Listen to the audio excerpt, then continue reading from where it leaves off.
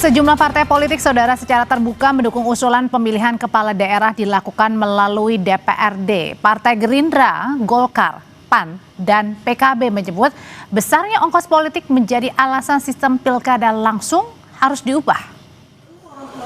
Wakil Ketua Umum Partai Gerindra Prasetyo Hadi kembali mengembuskan sinyal partainya ingin mengubah sistem pilkada langsung menjadi pemilihan yang dipilih lewat keterwakilan partai politik di DPRD. Alasannya adalah ongkos politik yang mahal, baik dari sisi calon maupun pemerintah sebagai penyelenggara pilkada. Ini menjadi faktor utama partai milik Prabowo Subianto ini minta pilkada tak lagi langsung. Bupati, wali kota maupun gubernur itu ongkosnya sangat besar.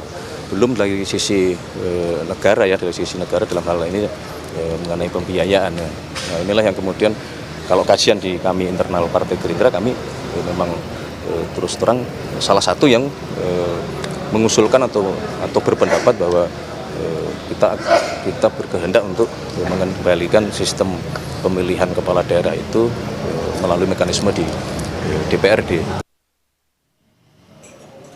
Namun menurut Partai Demokrasi Indonesia Perjuangan PDIP, wacana pemilihan kepala daerah melalui Dewan Perwakilan Rakyat Daerah DPRD ini mengebiri hak politik rakyat. Politisi PDIP Guntur Romli juga mempertanyakan wacana itu digulirkan saat adanya penanganan pasca bencana 3 provinsi di Pulau Sumatera yang masih bergulir. Menurutnya agenda pilkada berikutnya masih jauh. Kok tega-teganya memperbincangkan soal pilkada yang masih jauh? Kenapa partai-partai politik saat ini kok tidak fokus saja ke penanggulangan bencana? Kok malah memantik kemarahan rakyat dengan mau mengambil hak politik rakyat dengan mengebiri hak politik mereka melalui pilkada DPRD. Oleh karena itu, PDI Perjuangan tegas menolak pilkada melalui DPRD dan tetap ingin pilkada langsung. Lalu tepatkah alasan menghilangkan politik uang dan mengurangi beban ongkos pemilu yang besar ini menjadi satu-satunya dengan mengubah pilkada langsung menjadi pilkada lewat DPRD? Kita bahas malam hari ini bersama Muhammad Kozin, anggota Komisi 2 DPR dari fraksi PKB. Selamat malam Mas Kozin. Ya, selamat malam Mbak Audrey. Ya, dan ada juga pakar hukum tata negara yang juga pengajar di Sekolah Tinggi Hukum Indonesia Jentera, Bivitri Susanti. Mbak Bivit, selamat malam. Masih di mute Mbak Bivit. Oke, saya mau ke Mas Kozin terlebih dahulu. Mas Kozin, saya mau tahu nih, jadi posisinya PKB ini setuju pilkada dikembalikan lagi lewat DPRD atau tetap sekarang pilkada lewat rakyat yang memilih? Iya, terima kasih Mbak Audrey ya. Yang pertama, PKB juga sebagai bagian daripada kontestan dalam beberapa kali pelaksanaan pesta demokrasi ya pasca reformasi tentunya memiliki banyak catatan, memiliki banyak bahan evaluasi agar semangat bagaimana kita ingin menjaga spirit demokrasi ini tetap kepada rule atau rel yang memang sudah menjadi kesepakatan founding father dan semangat dari reformasi kita. Kemudian yang kedua, dari 2 kali pelaksanaan pilkada terakhir ini meninggalkan beberapa jejak yang itu mengganggu secara otentisitas demokrasi yang kita idam-idamkan dan kita jaga bersama. Terkait dengan problematika food buying di lapangan ini, di mana masyarakat mayoriti ya memilih kandidat tidak berbasis apa menjadi reputasi personal kandidat itu, kapasitas, kualitas dan lain sebagainya, tapi justru banyak terjebak dengan banyak-banyakan isi tas. Itu fenomena yang ada di lapangan yang kita tidak bisa tutup mata. Maka yang lahir kemudian tidak berangkat kepada idealitas apa yang seharusnya dimiliki oleh seorang kepala daerah, seorang pemimpin, karena memang pasarnya menjadi pasar bebas yang tidak ada norma dan rule sama sekali di lapangan. Apakah ini kita menyalahkan masyarakat? Tentu saja tidak. Tapi by system ini harus dibenahi. Jadi positioning PKB di sini adalah mendukung untuk pilkada ini dikembalikan ke DPRD? PKB bukan hanya mendukung, tapi juga diantara yang menginisiasi Tujuannya bukan apa, Mbak, tapi untuk mengembalikan semangat demokrasi itu kepada hakikat yang sebenarnya. Jadi rakyat itu memilih pemimpin tidak terjebak kepada pasar bebas, banyak-banyakan uang, banyak-banyakan popularitas, tinggi-tinggian popularitas, tapi mereka yang betul-betul punya kualifikasi betul selayaknya seorang pemimpin, Tapi mulai kalau dari kapasitas personalnya dan lain sebagainya. Mas Seperti Gozin, itu, Mbak. tapi kalau dikembalikan Jadi, ke DPRD bukan sebaliknya ini, malah kemudian mengebiri haknya warga, kemudian warga juga jadi bingung nih, nggak tahu pilihannya nanti akan memimpin mereka siapa, track recordnya gimana? Lah, konsep kan begini, kalau secara yuridis itu kan juga sudah diatur pasal 18 ayat 4 Undang-Undang Dasar 1945, amandemen kedua kita tahun 2000. Kenapa itu ada frasa demokratis? Karena memberikan ruang bahwa kemudian apakah itu langsung atau tidak langsung. Kemudian yang kedua, apakah DPRD itu tidak dipilih oleh masyarakat? Di mana hak masyarakat yang dikebiri di sini? Jadi sekali lagi kita ingin mengatur, ingin memunculkan satu formula atau sistem yang low cost tapi high impact. Kalau itu bisa kita lakukan, kenapa kita terjebak kepada pola yang high cost atau high impact? Kan kita cari yang cost yang seminimal mungkin, tapi bukan ansih bukan ansih hanya urusan masalah cost politik, anggaran dan lain sebagainya, bukan ansih hanya sebatas itu, tapi bagaimana kita punya semangat untuk memurnikan iklim demokrasi kita yang sebenarnya tidak terjebak memilih seseorang hanya urusan isi tas, bukan kapasitas dan kualitas personal itu tersebut. Jadi soal ongkos politik yang mahal katanya Mbak Bivit, kemudian juga mengembalikan bagaimana kualitas dari kepala daerah yang nanti dipilih kemudian dikembalikan lagi ke DPRD, ini menjadi beberapa alasan nih. Akhirnya pilkada dipilih lagi oleh DPRD. Ya, ada beberapa kata kunci yang saya sampai catat tuh, karena rasanya pengen saya bahas satu persatu. Misalnya soal otensitas demokrasi, disebut juga rule dan rel, disebut juga hakikat demokrasi yang sebenarnya. Jadi saya jadi punya pertanyaan besar, sebenarnya apa yang dimaknai oleh Pak Gozin dan juga semua partai politik yang mendukung pengembalian pemilihan kepala daerah kepada DPRD tentang demokrasi. Karena begini, satu, cost atau biaya dalam demokrasi itu tidak bisa kita maknai seakan-akan memperbandingkan antara harga beras di toko A dengan harga beras di toko B.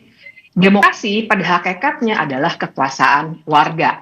Jadi patokannya itu dulu. Sehingga kalau tadi Pak Gozin sendiri bilang rule dan rel, perlu saya ingatkan pasal 18 ayat 4 Undang-Undang Dasar 1945 sebenarnya sudah diterjemahkan relnya oleh Mahkamah Konstitusi paling tidak melalui 3 putusan. Putusan 110 tahun 2025 menegaskan putusan 55 tahun 2019 dan juga putusan 85 tahun 2022 yang semuanya pada dasarnya mengatakan bahwa pasal 18 yang namanya pemilihan yang demokratis itu adalah pemilihan secara langsung.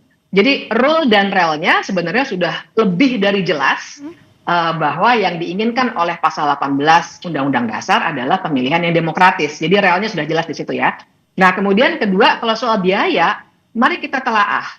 Biaya tinggi itu sebenarnya biaya apa? Menurut saya ada 2, formal dengan informal. Yang paling besar menurut saya yang seakan-akan begitu membengkak adalah biaya-biaya yang sebenarnya informal. Kita tidak bisa buktikan secara hukum paling tidak sejauh ini, tapi kita juga paham misalnya bagaimana banyaknya tadi kalau dikatakan masyarakat memilih karena isi tas. Oke, yang memberikan isi tas siapa? Ada gitu ya. Tidakkah berarti yang kalau mau bicara membongkar sistem, bongkarlah dulu partai politiknya dan sistem pemilunya, bukannya malah mundur lagi ke masa Orde Baru. Jadi saya kira harus menelaahnya itu pakai pohon masalah, Mbak Audrey. Oke, kalau gitu tahan dulu Mbak. Mbak Bivit tahan dulu situ, kata Mbak Bivit bilang Mas Gozin benahi dulu aja parpolnya, bukan mengembalikan lagi nih pilkadanya jadi tidak langsung. Benahan partai politik sepakat, Mbak. Makanya nanti ini kan arahnya bisa jadi kodifikasi atau omnibus law. Tidak hanya berbicara semangat undang-undang pemilu, tapi undang-undang pilkada, undang-undang partai politik, undang-undang Pemda juga. Jadi ini menjadi satu kesatuan. Kita menerima sebagai bagian dari otokritik bagaimana pelembagaan partai politik ini harus diperkuat. Mulai dari proses rekrutmennya, kaderisasinya, transparansi, akuntabilitas, dan lain sebagainya. Tapi terlepas daripada itu, ini by system, Mbak. Tidak mungkin di satu sisi partai politik itu ingin menang. Di sisi yang lain ada idealitas yang harus dijaga. Hampir semua partai politik punya ideologi bagaimana vote buying itu menjadi masalah. Tapi di sisi yang lain, hukum pasar berlaku, kalau itu tidak dilakukan maka akan ketinggalan kereta. Nah, ini yang dimaksud sistem harus dibenahi dari hulu, tidak hanya parsial. Terus kemudian yang kedua saya ingin mengomentari terkait dengan pasal 18 ayat 4 tadi dengan putusan MK mulai dari 135, 110 dan beberapa putusan yang lain tidak secara eksplisit menjadikan bahwa pilkada itu tidak boleh tidak langsung, direct demokrasi atau indirect demokrasi. Tapi semangatnya harus diletakkan bukan kepada sistem pemilihannya, tapi demokratisnya. Lah, kita mengenal secara konstitusi kita, demokratis itu bisa dimaknai direct atau indirect, kan tidak ada yang salah, Mbak. Maksud kami jangan kemudian ketika ini kemudian dipilih oleh DPRD, ini di framing ini tidak demokratis, kan tidak seperti itu. Kalau landasan yuridisnya kan sudah jelas. Putusan MK tidak secara eksplisit mengatakan bahwa dipilih DPRD itu kemudian tidak demokratis, kan tidak seperti itu. Mas Gusin, tapi yang dipertanyakan adalah bagaimana juga mengukur tolak ukurnya ini kalau misalnya pilkada dikembalikan ke DPRD lagi, gimana caranya juga mengukur tidak ada money politik di sana? Bagaimana juga mengukur bahwa pemimpin-pemimpin yang dipilih memang benar-benar berkualitas dan benar-benar yang diinginkan oleh rakyat? Nanti ya usai jeda Bapak dan Ibu tetap bersama kami di Sapa Indonesia Malam. Pertanyaan berikutnya adalah yang tadi sebelum dari jeda saya tanyakan adalah ke Mbak Bivit dulu, gimana caranya kalau gitu mengukur kalau memang nantinya pilkada tidak langsung ini kemudian kembali gitu Mbak Bivit, gimana caranya mengukur bahwa apa yang dipilih ini berdasarkan memang suaranya rakyat dan gimana caranya juga mengetahui bahwa benar-benar memang tidak ada money politik jika dikembalikan ke DPRD lagi pilkadanya? Nah, itu dia. Jadi persoalannya di situ. Kalau bicara soal demokrasi dipilih oleh DPRD juga demokratis. Izinkan saya mengingatkan bahwa demokrasi terpimpin juga demokrasi, katanya tuh. Demokrasi terpimpin padahal otoritarian. Nah, artinya kita memang jangan terkecoh dengan kata-kata yang sifatnya demokrasi. Ukurannya ini yang Mbak Odi tanyakan, ini yang penting. Persoalannya adalah kalau misalnya dikatakan masalahnya adalah biaya yang besar karena pilkada langsung, paling tidak melalui pilkada langsung ada dua hal yang bisa diganggu oleh para pemilih. Pertama adalah ketika mereka mengganggu proses pemilihan langsung sehingga aspirasi rakyatlah yang bisa didorong. Ini sudah terbukti dalam banyak sekali pilkada, termasuk kemenangan kota-kota kosong misalnya. Kedua, ketika ada pilkada langsung, maka tanggung jawab atau katakanlah dalam bahasa sehari-harinya para calon kepala daerah ataupun kepala daerah yang incumbent, dia akan punya lebih banyak relasi dengan pemilih. Dia akan mengentertain pemilihnya. Bandingkan kalau misalnya pilkadanya tidak langsung dilakukan oleh DPRD, yang akan dilakukan adalah para calon pilkada atau incumbent yang ingin dipilih lagi, dia akan lebih banyak mengentertain anggota DPRD, mengentertain Dewan Pimpinan Cabang, Dewan Pimpinan Daerah, Dewan Pimpinan Pusat, partai. Nah, akibatnya kita sama sekali tidak punya ukuran.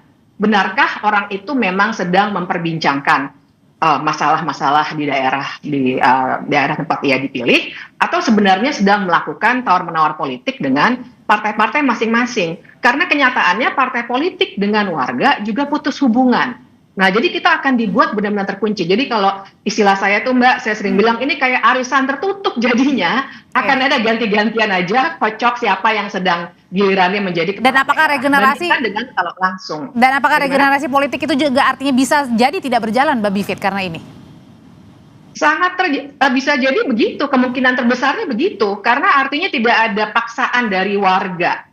Ya, kita harus punya asumsi bahwa warga sekarang tengah melakukan pendidikan politik dengan caranya masing-masing. Mungkin partai tidak melakukan itu.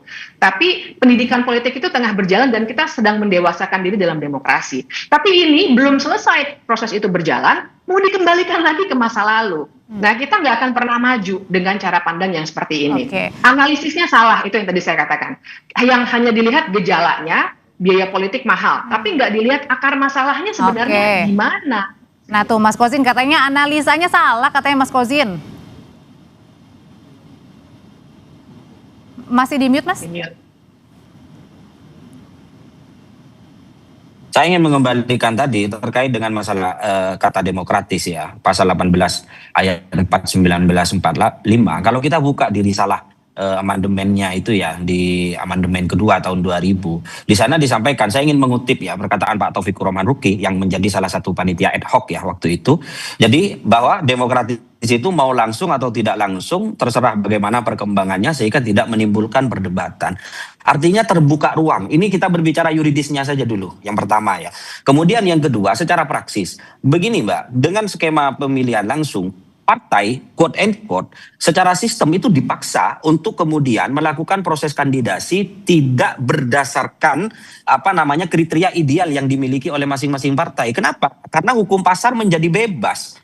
Jadi tidak hanya berbicara urusan kualitas lagi, itu harus sesuatu hal yang nomor sekian. Yang paling pertama itu adalah aspek popularitas dan isi tas. Itu faktor yang ada di lapangan yang kita tidak bisa bantah ya. Setelanjang secara kasat mata itu terjadi. Kemudian yang kedua, apa kemudian ini kok kemudian kalau dipilih oleh DPRD tidak demokratis? Proses kandidasi itu kan nanti bisa dilalui misalkan dibentuk panel, melibatkan akademisi, melibatkan NGO. Partai tidak mungkin di situasi saat ini, di era post-truth saat ini, di era digitalisasi sudah merambah ke pelosok-pelosok desa. Partai berkepentingan untuk melakukan kandidasi seseorang yang memang memenuhi ekspektasi publik dengan basis kriteria kualitas, kapasitas, dan integritas. Itu pasti, Mbak. Karena kenapa? Karena kalau itu tidak ditempuh dan dilakukan oleh partai politik, kalau yang tadi bahasanya Mbak Bivi itu berjarak dengan masyarakat, maka hukum politik akan berlaku di proses elektoral berikutnya. Masyarakat akan mensanksi partai. Bahwa partai ini mencalonkan si A, padahal secara reputasi, secara kualifikasi tidak memenuhi, ada politik oleh masyarakat kepada partai-partai. Kalau gitu yang gimana? Ya kalau gitu pertanyaannya adalah pada saat apa nih memasukkan demokratisnya rakyat ke dalam pemilihan itu? Di mananya kalau gitu, Mas? Yang milih kan DPRD. DPRD itu kan tidak ujuk-ujuk, tapi dipilih oleh masyarakat. Kenapa tidak misalkan dalam satu mandat yang diberikan, tidak hanya legislatifnya dalam hal ini kelembagaan DPRD-nya, tapi juga eksekutifnya. Di mana tidak demokratisnya? Kecuali yang milih misalkan ASN, yang tidak melalui proses elektoral. Itu bisa dikatakan tidak demokratis. Kecuali yang milih TNI misalkan atau Polri. Lah ini yang milih adalah DPRD, di mana DPRD itu dipilih setiap 5 tahun sekali. Jadi kata tidak demokratisnya di mana? Terus kemudian yang kedua, ini kemudian tidak punya legitimasi secara sosial kemasyarakatan. Sekali lagi, DPRD itu juga punya tanggung jawab dan punya legitimasi secara sosial karena dia dipilih oleh masyarakat. Bahwa kemudian nanti ada ruang-ruang tertutup terkait dengan negosiasi atau istilahnya tadi itu arisan hukum, itu kan sak prasangka saja, asumsi saja. Sekali lagi nanti ketika diatur di dalam regulasi penguatan partai politik kan itu dibahas juga bagaimana proses transparansi, akuntabilitas partai politik itu tetap terjaga gitu. Kelembagaan partai politik itu harus tetap dijaga seperti itu. Kalau gitu apa untung ruginya kalau dikembalikan ke pilkada, kembali lagi ke pilkada tak langsung, Mbak Bivit? Dan sebenarnya ini muaranya mau kemana sih? Nah itu, jadi kan tadi ada pernyataan kalau internal masalahnya ada hukum pasar. Nah pertanyaan saya, kalau internal apakah hukum pasarnya tidak berlaku? Atau pasarnya yang berubah? Pasarnya bukan lagi pasar rakyat, tapi pasar yang pure politicians. Jadi tinggal tawar-menawar saja nih di antara para politikus yang ada di DPRD, partai-partai politik yang ada di DPRD. Jadi saya kira kita tidak bisa berdebat di persoalan itu, karena kita juga paham bahwa DPRD, anggota-anggotanya juga kalau dikatakan DPRD kan juga dipilih, betul. Tapi pertanyaan besar juga adalah apakah orang-orang yang dipilih di DPRD, demikian juga dengan DPR RI, sebenarnya punya koneksi yang juga langsung dengan warga bisa berkomunikasi. Sementara kami ketika misalnya mengemukakan hal-hal yang terkait dengan peraturan daerah, dengan undang-undang apalagi, dicuekin total.